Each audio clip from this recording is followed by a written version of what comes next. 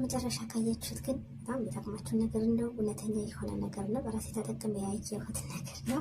በሰው የገጠመኝም ነገር አካፍላችኋለሁ። አንድ ቀን ሁላችንም ጥሩ ኑሮ መኖራችን አይቀርም። ግን ባለፈ ጓደኛዬ ለክታ የገዛችው ቀለበት መልሳ ልትጋባ ስትል ደግሞ ሰርግ ቀን አልገባም ብሎ ታግለ ያገባው እና በዚህ አጋጣሚ የዚህ መፍትሄ ደግሞ እኔም በአጋጣሚ ነው ግን የጀመርኩት ግን ለእናንተም ይጠቅማል ብዬ ያመጣሁት ነገር ነው።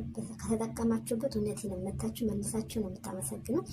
እንደዚህ አድርጌ ልጥፍ ነው የሚለው የምቀባቸው ቅባቶች አሳያችኋለሁ። በቃ ሰውነት ልጥፍ ነው የሚል ቢያንስ በቀን 2 ጊዜ ነው የምለብሰው። ዋና ዋና እቃዎች እስከጨርስ ድረስ ያው ታውቃላችሁ በእቃ ነው ዋና ስራችን እና የምጠቀመው የመጀመሪያ ይሄን ነው። እኔ ማድቤት ስለማገኘው ዘይቱና ነው በአብዛኛው መጠቀም ዘይቱና ነው። ትንሽ ጠብ አድርጌ በክዳኑ እጄን ሽት አድርጌ እቀባዋለሁ።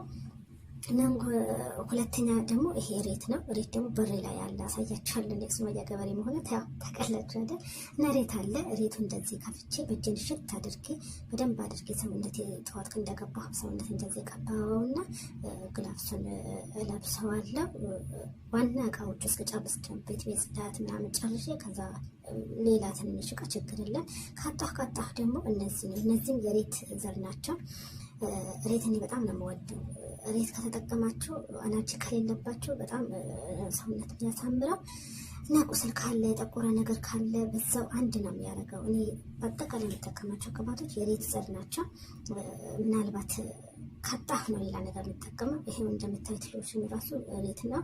ይሄ ባልዚ ምናልባት ቀይ ሆናችሁ በጣም ቀይ ሆናችሁ እጃችሁ ውሃ በዝቶበት ቀይ የሚሆን ከሆነ ነው እንጂ እንደዛ ሆኖ የሚያስቸግራችሁ ከሆነ ይሄንን ባልዚ ተጠቀሙት።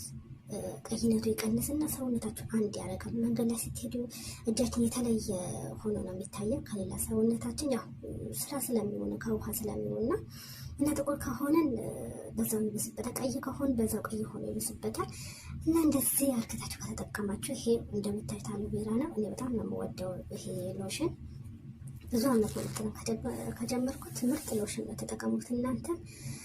እና ሌላ ማላ አለርጂክ ያለባችሁ ምናልባት ማይስማማችሁ እነዚህ ቅባት ምንም ማይስማማኝ ቅባት ማይስማማው ሰው ብዙ ሰው አለ። እኔም ማይስማማኝ ካሎቬራ ውጪ ብዙ ጊዜ መጠቀም ዘይቱና ነው አልኳችሁ። እንደዚህ በክዳኑ ጠብ አድርጌ በደንብ አድርጌ ሽት አደርገዋለሁ። ከዛ ግላፍሱን ለብሰዋል። እንደዚህ አድርጌ ማድቤት ነው የማገኘው። ሌሎችም ዘይት ብታደርጉ ችግር ግን እኔ በአብዛኛው የምጠቀም ይሄ ዘይቱና ነው። እንደዚህ አድርጌ እጄን በደንብ አድርጌ አሻውና ስራ እስከጨርስ ድረስ እና ይሄን ግላፍስን እንደዚህ አድርጌ እቃ ዋና እቃዎችን አጥባለሁ።